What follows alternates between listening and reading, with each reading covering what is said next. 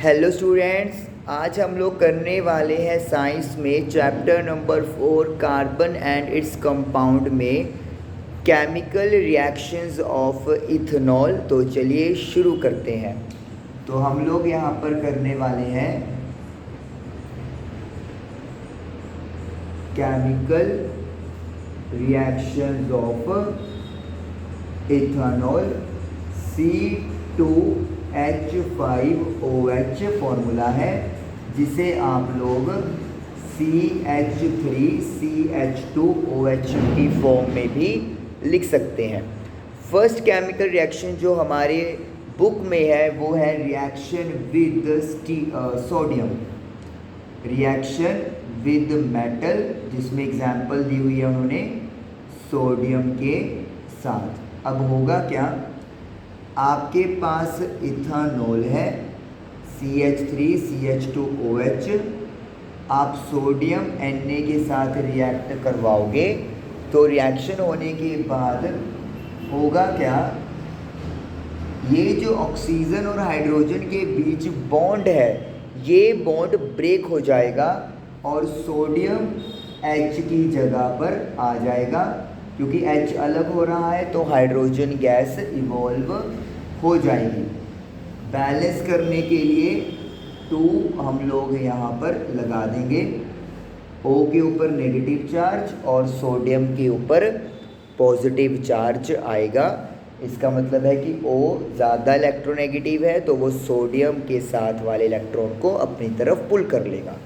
Okay, तो ये reaction हो गई सोडियम के साथ, जिसमें इथेनॉल में O और H का बॉन्ड ब्रेक होगा और H को कौन रिप्लेस कर देगा, सोडियम।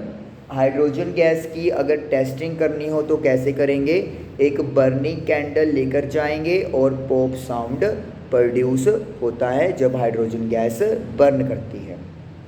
ओके, सेकंड इक्वेशन है reaction with concentrated sulphuric acid at 443 kelvin. Next reaction जो हमारे सिलेबस में है उसमें हमें सल्फ्यूरिक एसिड कॉन्सेंट्रेटेड लेना है और इथेनॉल को 443 केल्विन टेम्परेचर पर हीट करना है। तो होगा क्या, आपके पास ये इथेनॉल है, एरो लिखेंगे, concentrated sulphuric acid H2SO4, 443 kelvin का टेम्परेचर। तो आप यहाँ पर देखोगे कि एक नया प्रोडक्ट आपके पास मिलेगा अनसैचुरेटेड, जिसे वी कॉल इथीन।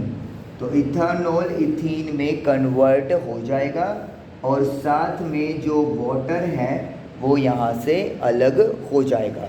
तो इथेनॉल में से वी कैन से कि एक वाटर का मॉलिक्यूल जो है वो बाहर हो जाएगा और मेन प्रोडक्ट इथीन बनेगा, यानी कि सैचुरेटेड से अनसैचुरेटेड में कन्वर्जन हो रहा है, हम लोग ये भी कह सकते हैं।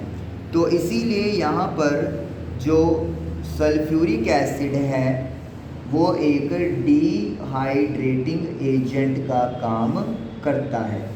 डिहाइड्रेटिंग, डी का मतलब होता है रिमूव करना और हाइड्रेटिंग मतलब वाटर मॉलिक्यूल को। तो क्योंकि रिएक्शन में वाटर मॉलिक्यूल अलग हो रहा है तो उसे अलग कौन कर रहा है, कॉन्सेंट्रेटेड सल्फ्यूरिक एसिड। तो इसे हम लोग डिहाइड्रेटिंग एजेंट यहाँ पर बोलते हैं। तो इस तरीके से ये आपकी 2 रिएक्शन कंप्लीट हुई। Thank you.